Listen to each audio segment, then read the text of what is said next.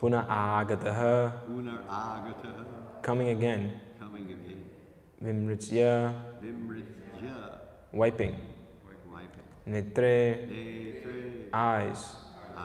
Viduram, unto Vidura. Pritya, an affection. Aha, said. Udavaha, Udhava. Utsmayan, by all those remembrances. Translation and purport by His Divine Grace, A.C. Bhaktivedanta Swami Prabhupada. Mother Tita Guna, is the volume okay for you? Yeah? Okay. Translation. The great devotee Uddhava soon came back from the abode of the Lord to the human plane, and wiping his eyes, he awakened the reminiscence of the past and spoke to Vidura in a pleasing mood. Purport. When Uddhava was fully absorbed in the transcendental ecstasy of love of God, he actually forgot all about the external world. The pure devotee lives constantly in the abode of the Supreme Lord, even in the present body, which apparently belongs to this world. The pure devotee is not exactly on the bodily plane, since he is absorbed in the transcendental thought of the Supreme. When Uddhava wanted to speak to Vidura, he came down from the abode of the Lord, Dwarka, to the material plane of human beings. Even though a pure devotee is present on this mortal planet, he is here in relation to the Lord for engagement in transcendental loving service, and not for any material cause. A living entity can live either on the material plane or in the transcendental abode of the Lord, in accordance with his existential condition. The conditional changes of the living entities are explained in the Chaitanya Charitamrita, in the instructions given to Srila Rupa Goswami by Lord Sri Chaitanya. Quote, the living entities all over the universes are enjoying the effects of the respective fruitive results of their own work, life after life. Out of all of them, some may be influenced by the association of pure devotees and thus get the chance to execute devotional service by attainment of taste. This taste is the seed of devotional service, and one who is fortunate enough to have received such a seed is advised to sow it in the core of his heart. As one cultivates a seed by pouring water to fructify it, the seed of devotional service sown in the heart of the devotee may be cultured by pouring water in the form of hearing and chanting of the holy name and pastimes of the Lord. The creeper of devotional service, so nourished, gradually grows, and the devotee, acting as a gardener, goes on pouring the water of constant hearing and chanting. The creeper of devotional service gradually grows so high that it passes through the entire material universe and enters into the spiritual sky, growing still higher and higher until it reaches the planet Goloka Vrindavana. The devotee gardener is in touch with the abode of the Lord even from the material plane, by dint of performing devotional service to the Lord, simply by hearing and chanting. As a creeper takes shelter of another, stronger tree, similarly the creeper of devotional service, nourished by the devotee, takes shelter of the lotus feet of the Lord, and thus becomes fixed.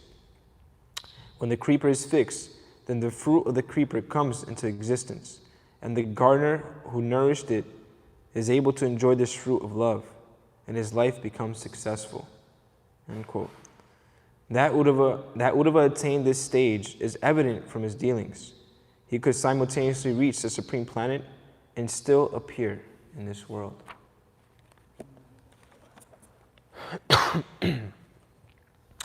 Om Jnanatimidam Tasya Gananjana Salakaya Chakshurun Militam Yena Tasmai Shri Gurave Namaha Shri Chaitanya Manobhishtam Stapitam Yena Bhutale Swayam Rupa Kadhamayam Dadhati Swapadantikam Bandeham Shri Guru Shri Yuthapata Kamalam Shri Gurun Vaishnavam Shra Shri Rupam Sagrajatam Sahagana Raghunatam Vitam Tam Sajivam Sabetam Sabadutam Parijana Sahitam Krishna Chaitanya Devam Shri Radha Krishna Padansa Hagana Lalita Shri Vishakanvitam Shra Hey Krishna Karuna Sindhu Dina Bandhu Jagapate Gopesha Gopika Kanta Radha Kanta Namostate Tapta Kamsan Gaurangi Radhe Vrindavaneshwari Vrishabhanu Sute Devi Pranamami Haripriya Bhansha Kalpatarubhyashta Kripa Sindhubhya Vacha Patitanam Pavanebhyo Vaishnavebhyo Namo Namaha Jai Shri Krishna Chaitanya Prabhu Nityananda Shri Veta Gadadhara Shri Vasadi Gaura Bhakta Vrinda. Hare Krishna Krishna Krishna Hare Hare Hare Rama Rama Rama Hare Hare.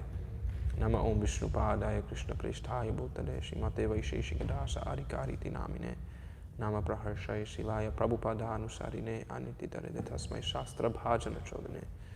Nama Om Vishnu Padaya Krishna Prishthaya Bhutale Srimate Bhakti Vedanta Swamiti Namine Namaste Saraswate Deve Gauravani Pracharine Nirvishesha Sunyavadi Pashyata Deshatarine Mukkam Karoti Vachalam Pangulanghayate Girim Yakripata Maham Bande Shri Gurum Dinataranam. So I just want to ask the blessings of the senior devotees, especially His Holiness Chandrasekhar Maharaj, Jai Govinda Prabhu, and Atita Gunda Mataji, Maya Mataji. I'm just up here trying to speak what I've heard from all of you and from my spiritual master and from Srila Prabhupada. Please feel free to correct me if there's any mistakes. So here we're continuing to hear Uddhava experiencing great ecstasy. And it's quite evident that Uddhava was on the topmost platform of devotional service. Prabhupada begins his purport by explaining how Uddhava was fully absorbed in the transcendental ecstasy of love of God, and he actually forgot about the external world. And this is a point that Rupa Goswami makes in the Bhakti Rasamrita Sindhu, that a devotee is on a higher platform, even though while living in this material world, he's not a part of the material world. It's a very nice verse where he says, Iha yasya hare dhasye karmana manasa agira nikilas vapyavastasu jiva mukta sa uchate. It states that one who engages in the transcendental service of the Lord in body, mind, and word is considered to be liberated in all conditions of material existence. And Prabhupada would often give the example of the coconut, and the coconut being a mature, ripe coconut. Actually, the inside pulp detaches from the shell. So he give this as an example of one, even though in this material shell, being fully situated in their understanding and relationship with Krishna in the spiritual world. So such souls do exist and do walk among us. And Srila Prabhupada was such a devotee who was on such a platform. And there were some instances where we saw that Srila Prabhupada exhibited these transcendental symptoms. But we can see from the person of Srila Prabhupada that he restrained them, and he never advertised himself to be a devotee on that platform. But in some cases, the ecstasy would overwhelm, and Prabhupada would really have to restrain himself. In such a couple of instances that come to mind, and Prabhupada was giving class in Los Angeles, and he was chanting Jai Radha Madhava, and all of a sudden he just froze up. And Brahmananda was there, and all the devotees were thinking, what happened? It's Prabhupada. And Brahmananda gives a remembrance how he was just looking at Prabhupada, and Prabhupada, he was like, Prabhupada's like some ecstasy. And he said they just started chanting Hare Krishna. And then he asked Prabhupada later on, was that okay when you go into this ecstasy, is it okay that we chant Hare Krishna? He says, yes, you can do. And another instance that I remember is when Prabhupada was in Atlanta in 1975, and he was sitting on the Vyasa, he was looking directly at Gaur Nitai, and he said, Paramakaruna, Paramakaruna, Dudijana Nitai Gaura Chandra. And he said, these brothers, Gaur Nitai, they're so merciful. They've come even here to this land of the Malechas. And he said, they're so merciful. And as he was saying how merciful they are, he just choked up. And he began to tear and cry. And you can hear on the audio, his voice started trembling. And he just said, Hare Krishna. And then he got off the Vyasa and walked away. So Prabhupada was experiencing, he was fully on this platform where he can just close his eyes and see Krishna and experience Krishna. Another example I remember, Sudama Maharaj, Sudama Prabhu was remembering how one time he walked into the room and Srila Prabhupada was just looking out the window chanting japa. And he said that when he walked into the room, he felt like he was walking into the spiritual world. And then later on, he asked Prabhupada, and Prabhupada just said, just chant Hare Krishna. So Prabhupada was such a pure devotee, just exalted devotee on that platform. And the Lord actually, out of his own mercy, and because the devotees are on this platform, the Lord becomes revealed to the devotees, almost at their own will. And Prabhupada describes this as spiritual television. When you actually come to that level of advancement in Krishna consciousness, that the Lord will become manifest in your heart. And Prabhupada says it's like spiritual television. So it's kind of like you close your eyes and you'll see Krishna. And in the conversation between Narada Muni and Vyasadeva, Prabhupada explains this a little bit about the spiritual television and exactly what happens. And this is in the 6th chapter of the 1st canto, verse number 33. Which the verse says, "The Supreme Lord Shri Krishna, whose glories and activities are pleasing to hear, at once appears on the seat of my heart, as if called for, as soon as I begin to chant his holy activities." And Prabhupada writes in the purport that the absolute personality of Godhead is not different from his transcendental name, form, pastimes, and the sound vibrations thereof. As soon as a pure devotee engages himself in the pure devotional service of hearing, chanting, and remembering the name, fame, and activities of the Lord, at once he becomes visible to the transcendental eyes of the pure devotee by reflecting himself on the mirror of the heart by spiritual television. So this is the system. Krishna, by his mercy, will become revealed in the heart of the devotee who's come to that level of purification, come to that level of advancement. And this happens ultimately through the mercy of the spiritual master. And in the instance of the Bhagavad Gita, we saw that Sanjaya was seeing and hearing Krishna speak on the battlefield of Kurukshetra. And Prabhupada explains in that verse and purport how it was due to the mercy of Vyasadeva that Sanjaya was able to actually see and hear Krishna speaking and then relate that to Dhritarashtra. And that it happens in the 75th verse of the 18th chapter of the Bhagavad Gita, wherein it is said,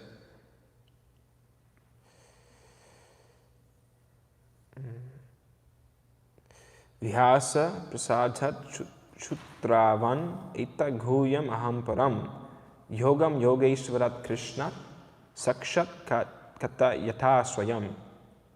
By the mercy of Vyasa, and this is Sanjaya speaking, I have heard these most confidential talks directly from the master of all mysticism, Krishna, who was speaking personally to Arjuna. And the purport is a really nice purport describing how the transcendental knowledge is passed on and how the mercy flows from guru to disciple. It says Vyasa was the spiritual master of Sanjaya, and Sanjaya admits that it was by Vyasa's mercy that he could understand the Supreme Personality of Godhead. This means that one has to understand Krishna not directly, but through the medium of the spiritual master. The spiritual master is a transparent medium. Although it is true that the experience is still direct, this is the mystery of the disciplic succession. When the spiritual master is bona fide, then one can hear Bhagavad Gita directly, as Arjuna heard it. There are many mystics and yogis all over the world, but Krishna is the master of all yoga systems. Krishna's instruction is explicitly stated in Bhagavad Gita. Surrender unto Krishna. One who does so is the topmost yogi. This is confirmed in the last verse of the 6th chapter, Yoginam api sarvesham. Narada is a direct disciple of Krishna and the spiritual master Vyasa. Therefore, Vyasa is as bona fide as Arjuna, because he comes in the disciplic succession. And Sanjaya is a direct disciple of Vyasa. Therefore, by the grace of Vyasa, Sanjaya's senses were purified, and he can see and hear Krishna directly. One who directly hears Krishna can understand this confidential knowledge. If one does not come to the disciplic succession, he cannot hear Krishna. Therefore, his knowledge is always imperfect, at least as far as understanding Bhagavad Gita is concerned. In Bhagavad Gita, all the systems of yoga, karma yoga, jnana yoga, and bhakti yoga are explained. Krishna is a master of all such mysticism. It is to be understood, however, that as Arjuna was fortunate enough to understand Krishna directly, so by the grace of Vyasa, Sanjaya was also able to hear Krishna directly. Actually, there is no difference between hearing directly from Krishna and hearing directly from Krishna via a bona fide spiritual master, like Vyasa. The spiritual master is a representative of Vyasa Dev. Also, therefore, according to the Vedic system, on the birthday of the spiritual master, the disciples conduct the ceremony called Vyasa Puja. So this is the most essential point in spiritual life, is coming in contact with a bona fide spiritual master who will then connect us to the parampara and reveal to us who is Krishna, what is our position to be a servant of Krishna, and then the spiritual master also will accept our service on behalf of Krishna and offer that service up to Krishna. So that's why we sing every morning. Yasya prasada bhagavat prasadho yasya prasadhan nagati kutopi. So we can't please Krishna directly, but if the spiritual master is pleased, then Krishna is pleased. If the spiritual master is not pleased, then there's no chance of pleasing Krishna. So it's like Prabhupada mentioned in that purport I just read, it's not that we go to Krishna directly, but the experience is still direct. It's very interesting how he mentions that it's not that we're going to Krishna directly, we're going through the spiritual master, but then our experience of Krishna will be direct. We'll directly experience Krishna by the mercy of the spiritual master, and by Krishna's mercy as well. As Prabhupada then goes in to explain the teachings that Sri Chaitanya Mahaprabhu is giving to Rupa Goswami, the verse that comes in this section, Brahmanda Pramite Kona Bhagyavana Jiva Guru Krishna Prasade Paya Bhakti Lata Bija. So the living entity is traveling all over this Brahmanda, all over this universe. The Jiva has been traveling. We've been all over this universe. We've been in the upper planetary systems, the lower planetary systems, all the species on this earth. We've been there, done that. But now, when one becomes Bhagyavana Jiva, a fortunate Jiva, he comes in contact with the spiritual master. And by the mercy of the spiritual master in Krishna, the Bhakti Lata Bija, the seed of devotional service, the creeper devotional service is implanted within the heart of that soul, of that Jiva. And when that seed is planted, then it needs to be cultivated. If anybody does any gardening, they'll know. We have so many tulsi plants upstairs, and Jairadi has been taking care of a garden there, and there's strawberry plants, and there's tomatoes, and there's marigold, and squash, and different plants, but they have to be taken care of. Sometimes Dylan goes up there and waters them. Chaitanya would also do it. And so similarly, the creeper devotion, even though it is implanted within the heart, even though we receive the mercy of Guru and Krishna, then also we have to then water that creeper, water that seed by hearing and chanting. And that hearing and chanting should be done regularly. Nasta preshu bhadreshu nityam bhagavata sevaya bhagavati uttama sloke bhakti bhavati naishtaki. So Nityam Bhagavata Sevaya means eternally, Nitya, but the Acharyas have so mercifully said we just at least do it every day. At least every day have some connection with the Bhagavatam, hearing from Srimad Bhagavatam, hearing from Krishna directly. And so this is why Srila Prabhupada has so mercifully set up this system that we come together every day and we read the Srimad Bhagavatam. And in this way we're watering the seed, watering the creeper of devotion daily. And then another thing is that we must also serve the devotees, especially the great devotees, especially the advanced devotees, because then we will actually get a taste for this hearing and chanting. Because some people may say, okay, I know I have to hear and chant, but it's just like, it's so bitter. I have some friends I've been speaking to recently, and they haven't gotten past the second candle, and they're just like, I just can't read. It's just like I sit down, it's just like, so I open the book and it's like instantly fall asleep, and it's just like, it's too much. I can't do it.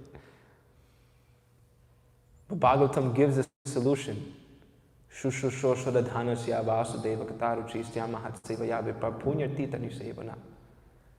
by serving the great souls whose heart is free from vice, so you just look around.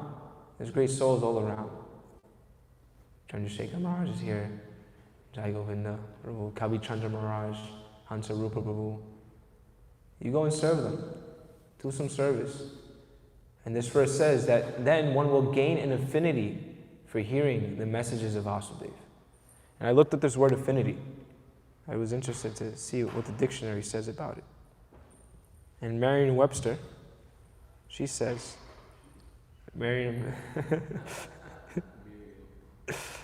affinity.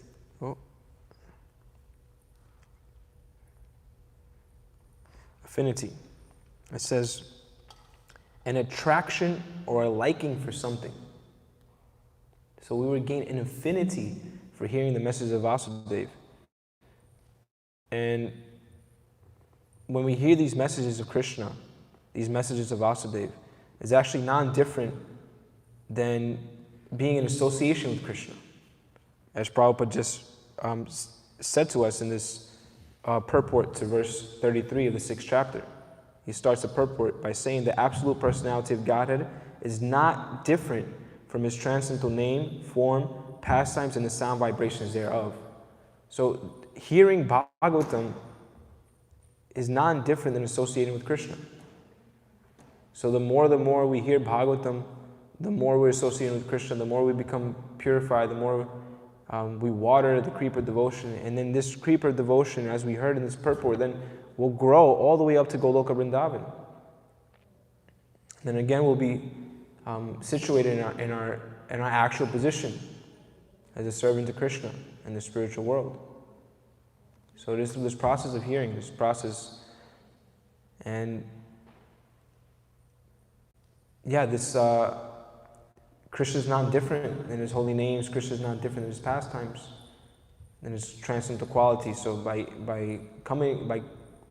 putting ourselves in the path of the Bhagavatam, hearing again and again, associating with the devotees who have a taste for hearing Bhagavatam, because then they will speak Bhagavatam, and then we'll constantly be in association with Krishna in this way. Nama Chintamani Krishna Chaitanya Rasa Vigraha Puna Siddhyuntya Mukto Abhinatom Namanamina. This verse from the Padma Purana states this also, that the holy name of Krishna is not different than Krishna himself. So we can take advantage that the Harinam party is going out every day for 4 hours a day, and so much chanting is going on here in the temple, Mangal Arati, Guru Puja, and we can come and hear Krishna's names being chanted. And then we'll be in association with Krishna. We'll remember Krishna. That is the injunction for all. Always remember Krishna and never forget Krishna. This is the most important thing. But we do have to be wary. We do have to be careful also in the discharge of devotional service. Because as any gardener will know, weeds also come up as we're doing our gardening. And similarly, these weeds will come up. And one must be very careful not to commit, as Rupa Goswami calls, the hati mata. Hati mata? The mad elephant disease. Do not catch it. Get the vaccine from the hati mata. Do not get mad elephant disease. Because this mad elephant disease, this mad elephant disease will spoil your bhakti. You'll trample the creeper devotion. And this mad elephant disease is the offenses to the Vaishnavas. So we be very careful not to criticize and offend the devotees of the Lord, especially the elevated devotees, those who are endeavoring very hard to spread the holy names of Krishna and to spread Krishna's name, fame, glories, and pastimes to people all over the world. And it's very interesting because there's a few stories, a few places where the Bhagavatam is showing that the only way to get rid of the offense, if we do ever become mad enough to commit offenses to Vaishnavas, is to actually go to that Vaishnava and beg forgiveness. And we see in the case of Durvasa Muni, where he had committed offense to Ambarish Maharaj, and then the Sudarshan Chakra came after him. And Durvasa Muni started running all over the universe, trying to take shelter of different demigods, asking, please protect me. And they couldn't do anything. Like, I'm sorry, I can't help you, Durvasa. Finally, he went to Vishnu. Please stop this Sudarshan. He's like, I'm sorry, you have to go to Ambarish Maharaj. You have to ask forgiveness for him. I can't do anything. You've offended him. And so finally he asked for forgiveness from Ambarish Maharaj, and Ambarish forgave him, because this is the nature ultimately of the Vaishnava, that a Vaishnava is willing to forgive, no problem. For them, is the actual devotee will have no problem forgiving others. And then another nice example is Srila Rupa Goswami, just as far as how subtle offense can also be, how subtle criticism can be. It can happen without our knowing also. Sometimes a devotee might take some offense to something we do, and we unknowingly might have done something. So Rupa Goswami, who we know, topmost devotee of the Lord, liberated associate, serving the Lord directly. He was in his meditation and he was laughing in some pastime that Radha and Krishna were having together. But as that laughter, as he was, through the spiritual television, he was seeing the pastime. He was sitting down, seeing the pastime. And at that moment, when this funny scene happened, he laughed. But at that very same moment, there was a Vaishnava crossing in front of him who was crippled. And the Vaishnava thought that Rupa Goswami was laughing at him. And then immediately Rupa Goswami's meditation broke. And then he could no longer see Radha and Krishna. What's wrong? He's like, I must have offended somebody. It was what his immediate thought. Now there's different versions of the story. One version is that Rupa Goswami then went to Sanatana Goswami and said, my meditation is broken. I must have caused offense to somebody, but I don't know to who. So Sanatana Goswami said, this is how you can find out. You make a big feast, and you invite all the Vaishnavas to come. And the person who you have offended will not come to the feast. So he found, and he saw that it was this Vaishnava. So he went to him and he said, please forgive me. I didn't mean to offend you. It was just, and he explained himself, and the Vaishnava forgave him. Another version, this Vaishnava goes to Sanatana Goswami and complains and tells him, I was walking by Rupa Goswami, he just started laughing at me. Because I'm crippled. It's like, and Sanatana Goswami then explained to him. He said, no, it was actually, what happened was he was, thinking about Radha and Krishna. Funny passing, and right away he realized, oh my goodness, now I've committed offense to Rupa Goswami. So then Rupa Goswami, he goes to see Sanatana Goswami, and then the Vaishnava sees him on the way, and then they just offer obeisances to each other, and offer each other forgiveness for offending each other or seemingly committing offenses.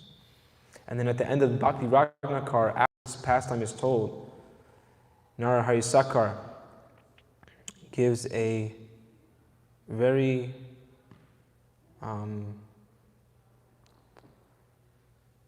nice request to the devotees. He says, my dear brothers, or a very nice instruction. He says, my dear brothers, be very careful with the Vaishnavas. Beg their forgiveness from any offense with your heart and soul. Be careful not to find fault in the Vaishnavas, and always chant their glories. All the previous acharyas say that even a learned person cannot understand the behavior of a Vaishnava. Sri Chaitanya Mahaprabhu has instructed these things through his dear devotees. Holding the lotus feet of the devotees on your head, always drown yourself in the ocean of devotional mellows. Remembering the lotus feet of Srinivasacharya, Narihari Das thus describes this Bhakti Ratnakar. So we take shelter in hearing the Bhagavatam and serving the Bhagavatas, and in this way we can nourish our creeper devotion and just hang on to our performing devotional service, and soon enough we will be there. Even if it takes some lifetimes. You're going back to the spiritual world to be eternally with Krishna, so just stick to it. Chant your rounds, follow the regular principles, and stay close to devotees. Seek out good association and hang on for dear life. Okay, I'll end the class here. Does anybody have any questions, reflections, corrections? As you were starting your class, I was reminded of a pastime that I heard about 5 or 6 years ago. I was in New Vrindavan about 5, 6 years ago, and they were having a New Vrindavan reunion. And one of the pastimes that was described by Mother Vishvadika, who used to be one of the Gurukul teachers in New Vrindavan. She's in Canada now. And she was explaining that what they used to do with the kids was, since it was New Vrindavan, there's a lot of forests around, and, the kids would have some prasadam, and they would learn things, and then they would go and play, and sometimes the kids would dress up like Gopas and Gopis and this and that and the other, and they would mimic the, Krishna and his cowherd friends playing in the forest and those kind of things. And so one day, the Gurukul teachers got this idea that they would dress up like Krishna, that Mother Vish, I don't know whether Mother Leela Sukha was there at that time. So those are the two devotees I want to know that are part of the Gurukul in New Vrindavan. Leela Sukha's husband recently died about 3 days ago, something like that. But anyway, that's a side point. They decided that Mother Vishvadika would dress up like Krishna. So she said she went through all this effort to dress up kind of like Krishna and put some kind of blue, I don't know, some kind of makeup or something like that, so her skin would be blue. And so the kids were playing, and the other Gurukul teachers were there. And as they came over a rise in the earth, a kind of hill, she would be just invisible until they got to a certain point, and then the kids would all see her.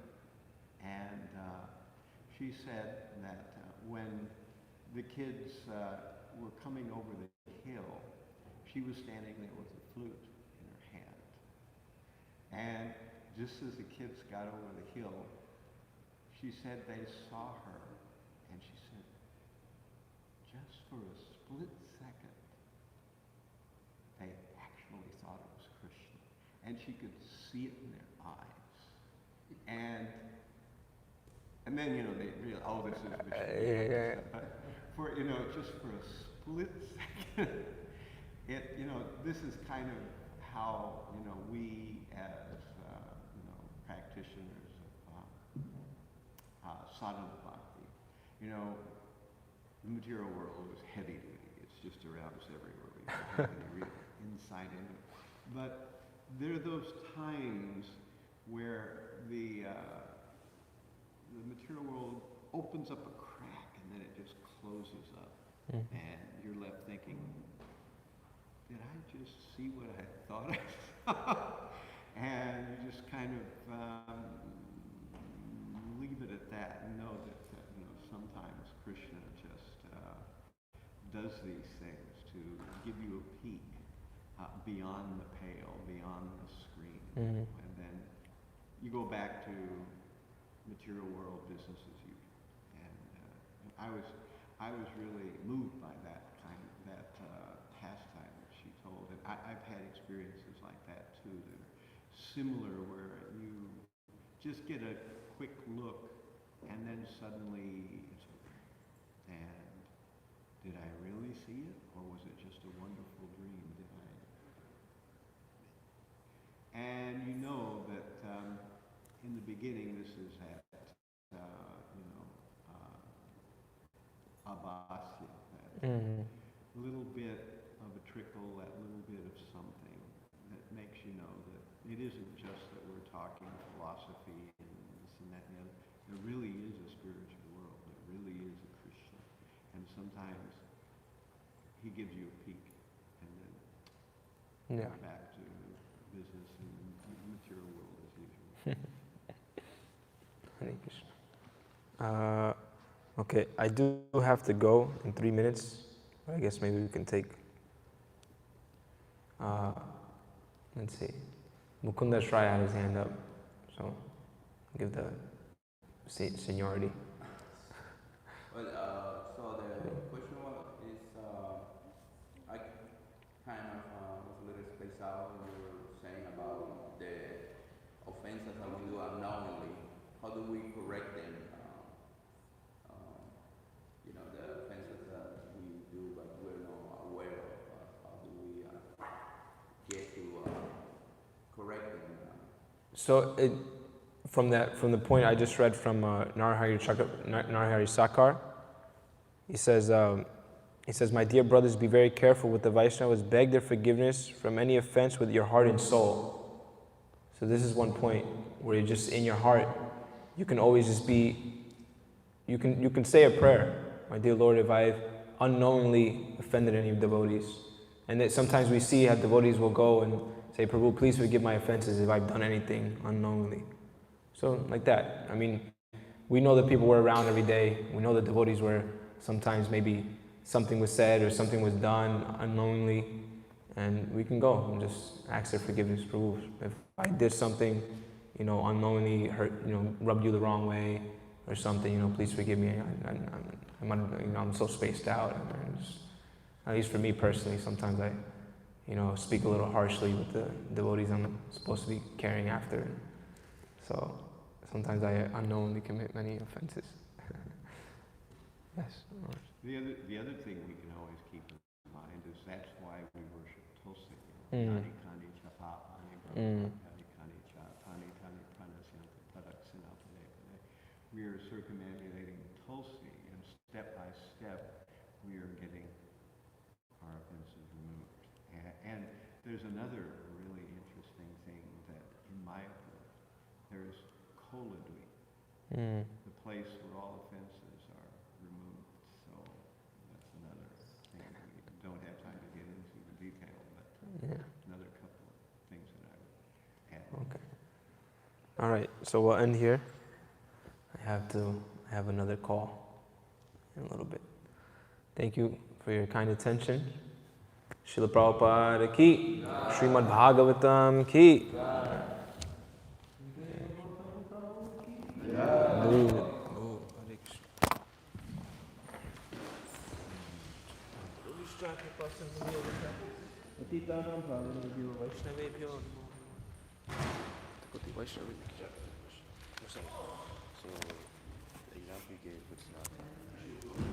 Goswami? Yeah.